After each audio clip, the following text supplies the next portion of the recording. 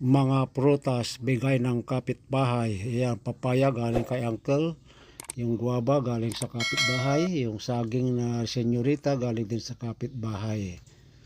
So puro hinog na, so ready to eat na yung mga yan.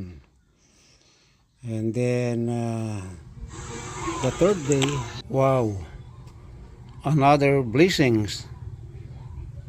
Pagkagising ko, nasa pintuan, kanino kaya galing ito? Kung sino ka man at mapanood mo ang bidyong ito, maraming salamat. Alam mo siguro kung sino ka. Ayan, no? So again, maraming salamat sa blessings. God bless.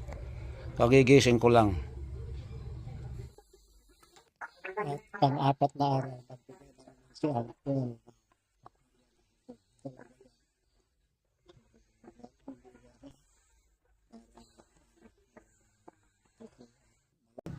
So yan, nahiwa na.